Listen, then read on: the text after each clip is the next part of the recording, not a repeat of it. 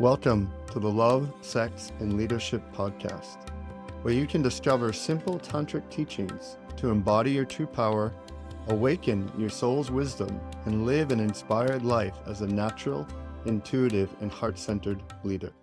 Welcome, everyone, to another episode of Love, Sex, and Leadership. I am very excited today to have my friend and creator of Awaken as Love retreats, James Stevenson, here with us to have a conversation around really whatever arises, but really into Tantra and to Biodanza and to transformational retreats and to festivals and really, to me, the essence of this work out in the world and to hear some of his perspective. So I appreciate how you show up in the world. I appreciate you as a brother. And there's always even though you hold and do a lot, I always feel an air of lightness on you, which I really value and recognize as a man who does a lot as well. So thank you for being here, James.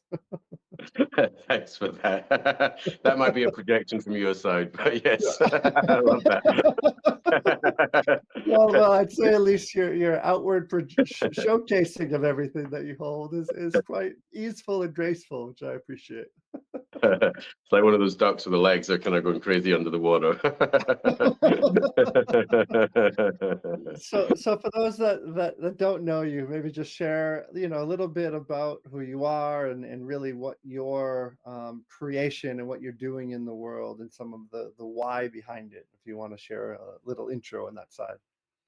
Yeah, so as you mentioned, I'm the founder of Awaken as Love. It's a mystery school, and that kind of takes different pillars of wisdom traditions that I've found really important in my own life.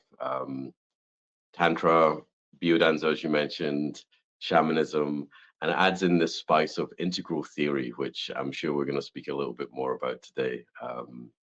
And so I've got backgrounds in all of those. I'm a Vision Quest guide. I've been teaching Tantra for over 20 years. I think I've won the medal for the most prolific Tantra festival organizer on the planet. I've probably done more than 30 or so at this point.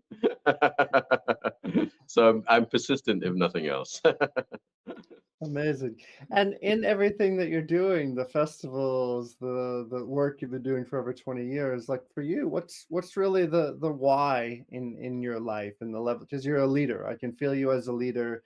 And this is one of the things that I love to find this intersection of in this podcast is where our conscious choice of leadership meets the place of sexuality, of love, of really showing up in this way. So what is your why, James? Like why do you drive yourself in this way to support and do the things you do in the world? I have no idea. I'm questioning Perfect. that myself. I think it's a continuing evolving why. I think there were Mhm. reasons that I got really excited about this stuff when it was first introduced to me. It set me on fire, and it was really important for my life. And I can see that as I've moved through various stages of my life, that's developed. Um, at the moment, my why is really supporting other people. So I'm really trying to empower other teachers and other faculty members in Awaken as Love to step up and find their gifts. And that's probably more exciting for me right now than just teaching participants, which I still do, but that kind of helping other people's potential flower has always been interesting for me. And the dynamics around that as well. It's always kind of fascinated me. Mm. Yeah, I love that. And I can also, relate in a lot of the practitioner and leadership courses I do. And now also stepping into leadership in Awaken as Love and beginning to teach and show up. And yeah, I'm appreciating your capacity to hold a lot and also the strong intention to the sharing of power and the sharing of support and recognizing the necessity of that because you are only one human that can only do so much in a given day, and the need to actually support others to stand up and to flower and to grow. And what would you say in that, like, intentionality? And I have some thoughts on this as well, but I'm curious from you, like, Where is the biggest challenge that you've come across with the delegation and the sharing of power to help something like Awaken as Love grow and flourish more without needing James Stevenson there? Like what would you say some of your biggest challenges you're coming across to, whether it's this or other things you've done in the past, to help something take its roots and legs and begin to flourish more? I mean, I think that is the challenge. I think it is. It doesn't come naturally to me to delegate. I think some people have that kind of from the start, and they're very good at that. So I've had to learn that capacity as Awaken as Love has expanded and exploded, and probably quicker than I imagined it would. Um, and so it's the setting up of systems. It's me taking myself out from doing the things like the kind of jump to it apprentice that wants to try and manage and solve every problem, and just having that trust to see that things will get figured out and people will figure it out in their own way, and probably in ways that I wouldn't imagine, and better than that. So there's definitely a humbling there. And there's a realization of one of the things in Integral is called hold-ons, which is really powerful. So the driving piece for me within hold-ons is boredom, because it like within postmodernism, which I think we'll speak about, there's a kind of like collapsing of this idea of like the hierarchy, the kind of old pyramid system with fat cats at the top and like workers at the bottom enslaved by that. And so what postmodernism did was it flattened out everything. And I probably had quite a few postmodern shadows around that fairness, that idea that everything needs to be equal and fair. Well, yeah, there's some benefit in that. And not everyone is equally talented or skilled or trained or has the experience. And so within Integral, we start recognizing that although, yeah, we want to have equality and fairness, there's also different degrees of depth. And so for me to remain teaching at a certain level, I get bored of that after a while. I need to kind of move up to the next holographic level and help the people who are coming up to step and fill into my shoes. And that's a continuing process, I would say.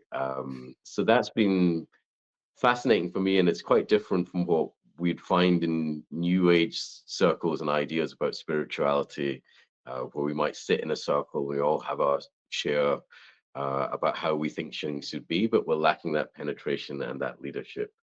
So the Mhm, driving force for me is novelty. I mm, get excited by that. And so if I stay kind of too long in one thing, just doing the same thing over and over again, it loses its juice. And it's mhm, then it becomes important for me to go, okay, what's the next thing?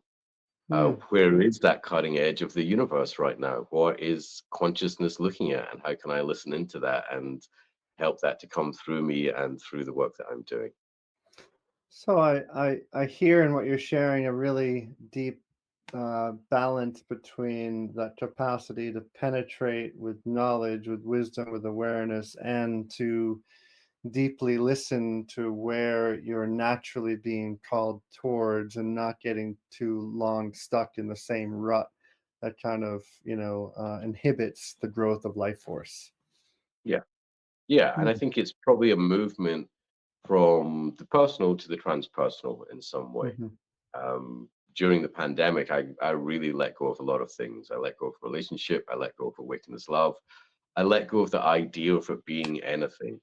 And mhm, when that kind of personal ambition was allowed to die and have a kind of nicely buried, it seemed to just grow back by itself. It's like they say the mm, grass grows by itself. And since then, I feel more pulled into it. Um, Kind of more in service rather than with my limited ideas of an individual of what needs to be done. So that's where the listening comes in, and to realize that it's not really me doing it, it's there's something else bigger. And the more I can tap into that and allow that without getting in the way, the more I can trust that, and the mhm. more trustworthy I feel it is for other people as well. So really getting out of your own way to allow love and spirit to naturally move through you. Yeah. As Yeah. best I can. I'm very human. I'll say that right up front.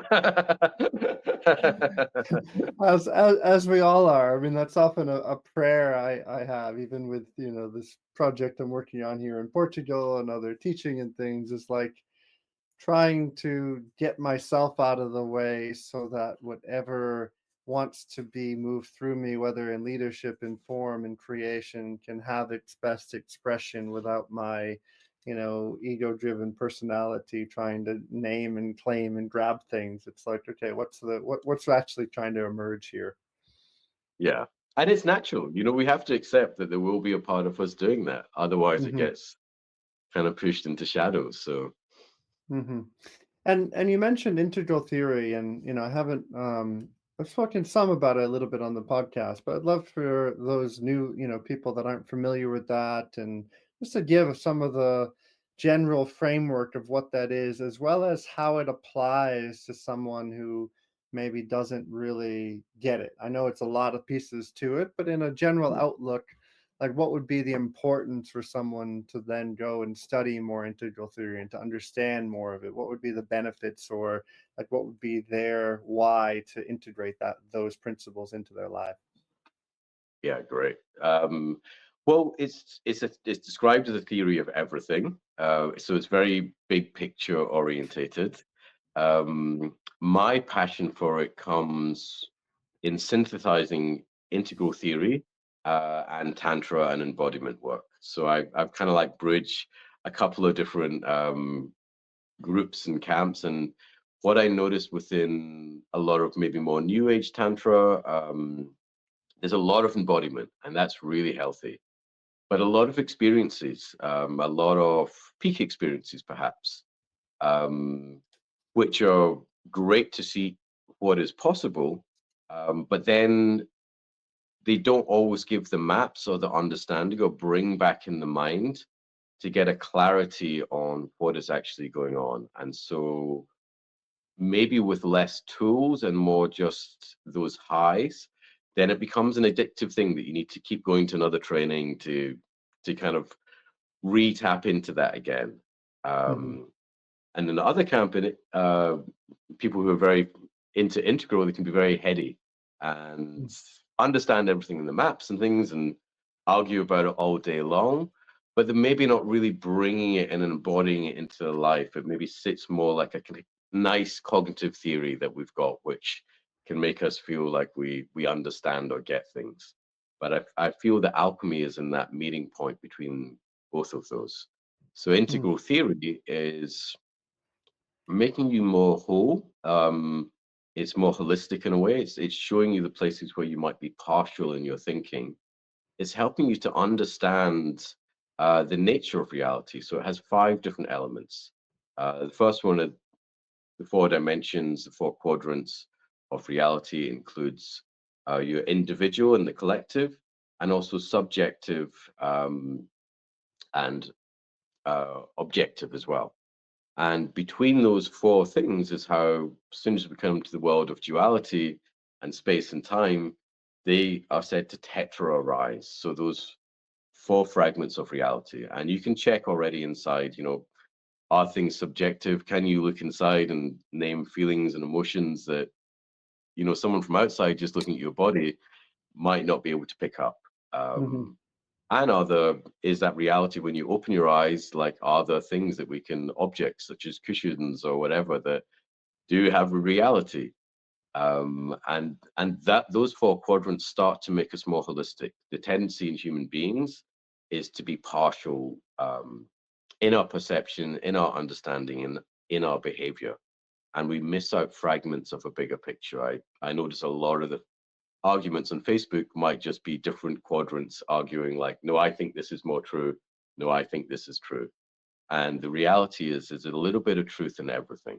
Hmm. And it's like, how do those things come together? So the kind of beauty, to say name the quadrants quickly, it's helping you to realize where you've kind of put yourself in a box and there's more to the picture than you realize.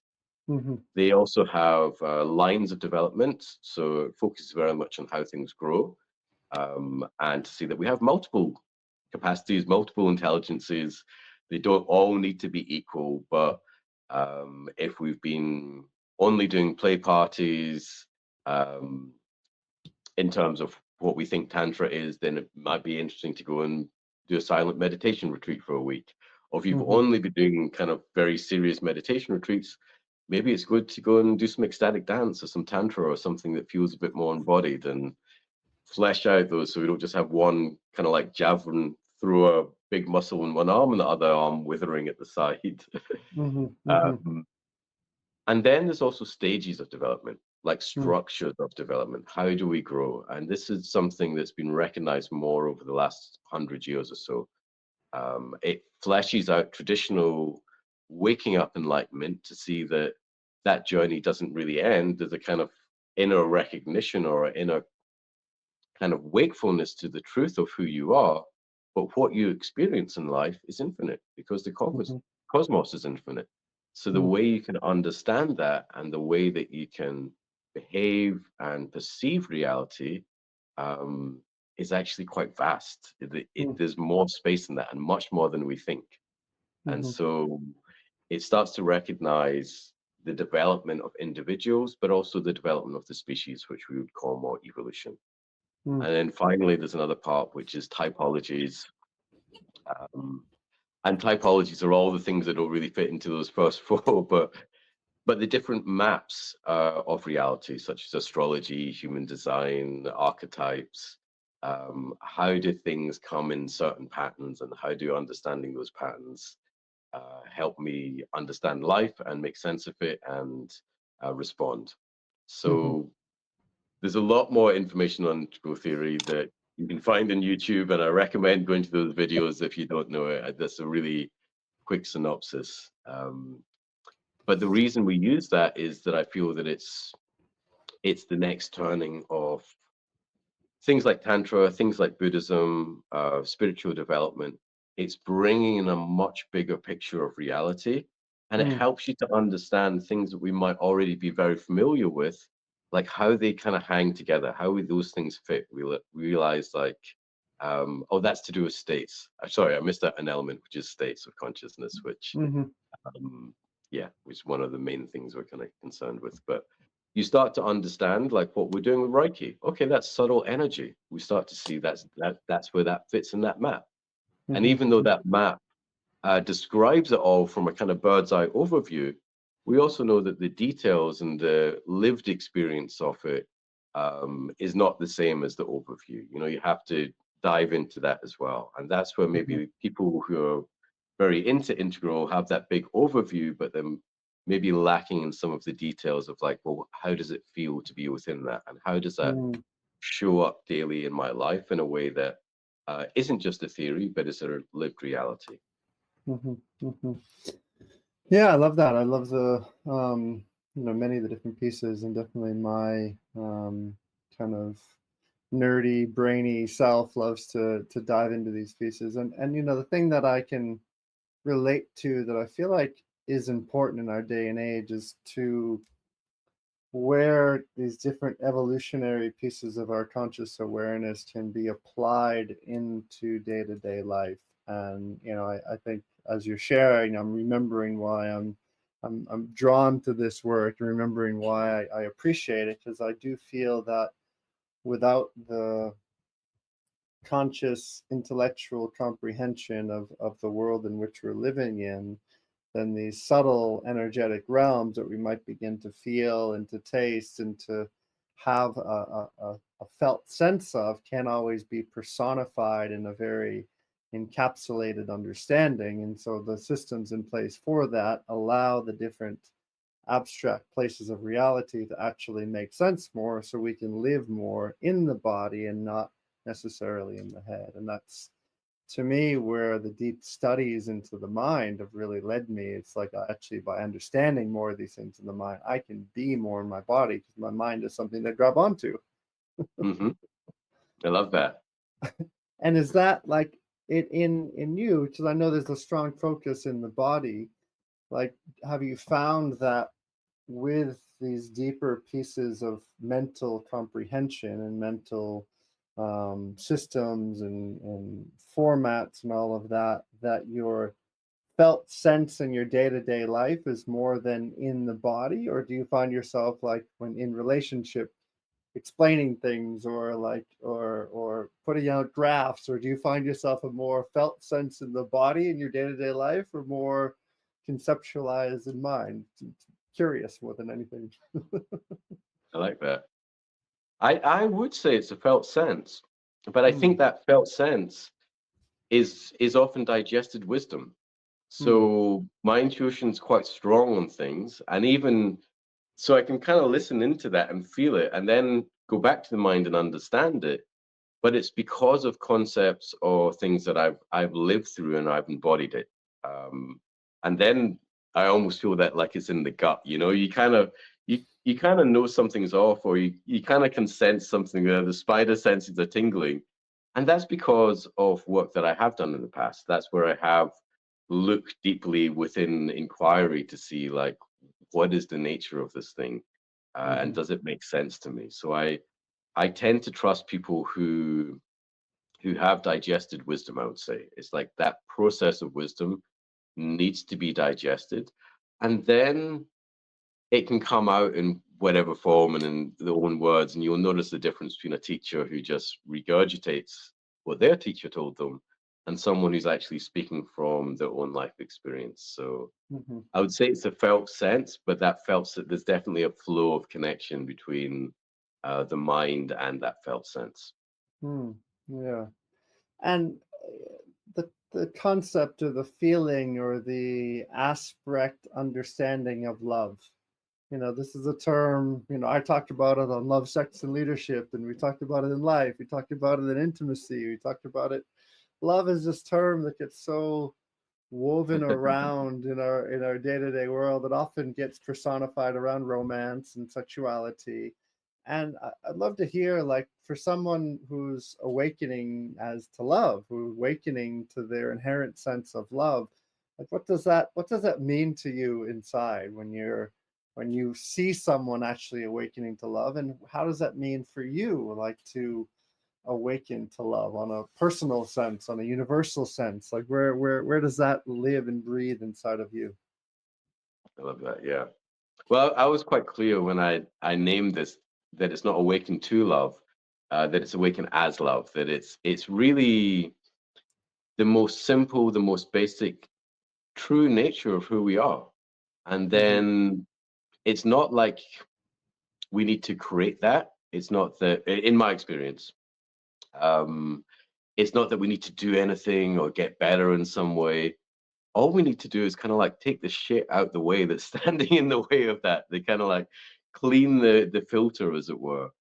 And that's where all the techniques, all the things come in to, notice where we have shadows, notice where we have projections, notice where our development kind of went a bit skew if in some way. But it's really simple. And I trust that simplicity when like the head gets out the way, and we can really just do that, then life is really simple. It's not some big complicated thing. There's just a natural acceptance, a natural feeling of camaraderie, celebration, joy, empathy that we can have to other people. Hmm. And I'll notice sometimes where I get really busy and I get in my head and I lose connection to that. Um, but when that comes back, there's always this kind of like almost cosmic giggle. It's like, wow, I was getting so serious about this thing. I was so attached or so righteous. And the love underneath is really simple as far as I've found. It's just not complex. It's us that make everything else complex, and it's kind of slowing down those habits enough to recognize that and to recognize where we might have projections and shadows and judgment that get in the way of it. And I Hmm. think that's where when you look at a newborn baby, that innocence, that kind of um, natural sense of love. I think that's where we recognize it in there. And it's very easy to love newborn babies in that way. Mm. And yet they've got a whole journey ahead of them. It's like that innocence is not the same as enlightenment. the ego still needs to develop. We need to go through all these stages, and then it's a return to that innocence, but in a way that is awakened and conscious of what's going on, as opposed to Mm-hmm. just a kind of ego that's fused with the cosmos. There's a difference between one that's differentiated itself, done that whole journey, learned about boundaries and all the things, and then the return to source in a way is an is an awakened return with awareness and understanding. Mm-hmm. So the returning to source, the returning to innocence, the returning to our inherent, undeniable essence as a being is really the essence of what love is when we're awakening as love and we're awakening as our inherent nature. Yeah, yeah, that yeah. And do you feel, and I'm curious this, like when we look at our global spectrum with politics, with finance, with all these different characters that play in this global dance of both chaos and order, like those, especially when it comes to leadership, do you feel like there's some beings there when you look at the, say, the more grandiose characters who have an essence of knowing themselves as love, or is that a kind of personified concept that's beyond the soul realms of some of these humans, or do you think there's actually a grinding towards a level of love that's present in those actions?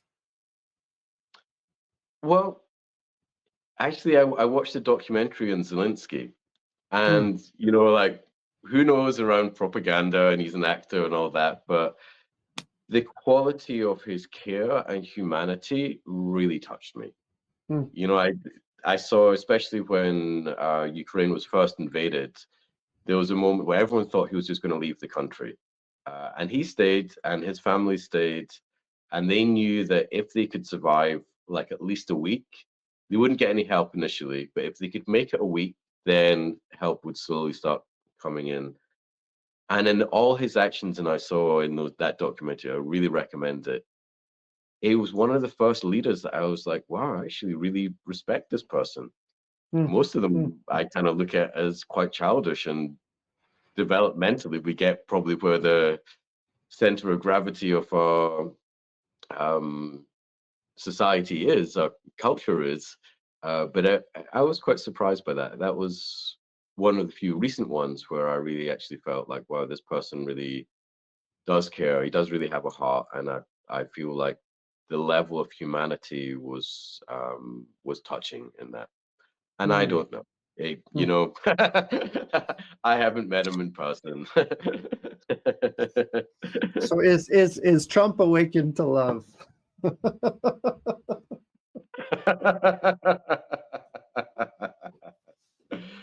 Who knows? Who In knows? terms of in terms of some of the things he says, like if we were looking at spiral dynamics of these developmental models, Yeah, yeah. they tend to fit into very early stages of development, which is not Hmm. wrong.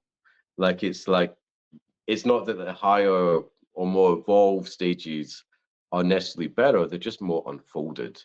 So Hmm. it Hmm. seems that, and whether there's other people behind him with more intelligence or how much of his stuff is an act as well, but the phrases and the attitudes and the values you tend to hold on to are quite um, primitive in some way, I would say. And I would say Hmm. that with a lot of the leaders that we have as well. And there's this there's a space for that. I think what happened in the US elections was the rejection of wokeism or postmodernism. Hmm. And that's really Hmm. interesting because it went to extreme. That's a Hmm. stage that's still in the first tier of development. And in the first tier, there's a lot of culture wars. The different stages are arguing amongst themselves about their values and what they think is right. Once you Hmm. start to get to second tier, and I don't think we've seen much of that in our political leaders yet, then there's more of a reintegration. We start to see the necessity of each stage and how can we help bring those people and include them. So one of the mm, main phrases is transcend and include. And mm, wokeism, postmodernism, it didn't include a lot of America. It didn't mhm, include a lot of workers, middle class people, people with more traditional values. It went too far out on a limb, and it condemned them and it shamed them, and it did it with a lack of heart. It did it with a lot of looking down upon and demonizing. And mm, so quite naturally, then people are going to respond to that. And whether Trump is the savior for those people, he was an alternative. mhm, mhm, mhm. An alternative to have a level of inclusivity to support those voices that sometimes are being oppressed and pushed down. Yeah, yeah. Yeah, yeah, yeah. Beautiful. And in for someone who has the desire or the intentionality, they've heard something about the work you're doing or with Awaken as Love and this, like what would be your greatest desire from someone walking away from, let's say, a stage one training? Like what's something that you would want like them to really have inside their belly and their body as their what they've integrated and what they're integrating into their life? Mm. Well, one of the things I think is a language. Like, so the stage one is like a foundational piece that we do that gets everyone on the same page. And then Hmm. from there, we dive deeper into mystery region stage two and other kind of offshoots that we're doing. But it's really getting that foundation where they can, I think it elevates people. I think takes people to that big picture that might have been lacking in their lives. And I think Hmm. that gives us a lot of hope and a lot of inspiration. Hmm. Because in my journey, when I'm very focused on my personal and what I'm trying to achieve and where I'm going, um, it's like I've got this myopic vision that I can just see a very small part of reality, and I'm struggling within that. And when I open up to a larger picture, going like, wow, we are here, regardless of what's going on politically, regardless of what's going on, like my finances and my relationships and whatever else, we're sitting here at the cutting edge of the fucking universe. It Hmm. took 13 so billion years for the universe to be able to see itself. We like that complex eye that we've developed, like imagining in some way, like as a metaphor, the patience and the desire to know oneself as God, goddess, whatever you think this thing is, opening to see that and the magnificence of it. That's the power of Eros, the power to know spirit, to know who we are on the deeper level. And I think that majesty helps take us out of a lot of suffering in our lives when we're kind of just trying, it's like one sperm trying to make it to the egg. We're trying to win in some way, and we realize, like, wow, it's already been won. Like, this is the play of the universe that we are getting to witness in this incredible thing. And I am part of the species. Don't know where it's going, don't know how it's going to end up, but there's something magical happening here. And it's so easy to lose sight of that when we're so kind of in our own ambitious agenda. So I hope that gives a lot of sense of relaxation and inspiration to people to know that you're part of something much bigger that's occurring. Yeah, I love that. I can feel the chords of my own soul that feels like I'm here and supporting both the waking up of wisdom in many and to be humble, humble servants of this land, of this earth, of this consciousness that's, manifests itself as us, and knowing that we're just here in the short blink of an eye, to find some level of giving back or to be in loving service to, and to be finding the humility of our day-to-day life to know that love is inside of that all. So yeah. Beautiful, beautiful, brother. Well, I appreciate you, appreciate how you're showing up in the world. And yeah, for one last question, is there any I know you're with everything on your plate. Is there any new, inspiring, or exciting projects or things that you're just beginning to put some life force into outside of what we've already spoken about? Yeah, well, there's I mean, Awaken is Love has some amazing people coming in. I say it stands on the shoulders of giants. So someone was asking me recently, "Oh, you're the founder of that," and I had to stop and think for a minute. It was like, "Oh, I guess I am," but I kind of I forget that in my day-to-day life because it's not that I created all of this stuff. I feel a lot of it came through me within Vision Quest, or it's standing on the shoulders of these incredible people like Ken Wilber, Rolando Toro, Osho, fantastic Tantra teachers. Um, and it's synthesizing those things. Mm, And I watch as it unfolds itself. It's even though I seem to have created these things and structures. I remember the first few Awakened Loves when I was teaching it, every time I was understanding it as it mm, was mm, being taught and witnessing that. Um, and so I'm excited that we have people like Lawrence Lanoff, we have yourself, we have Reed coming in.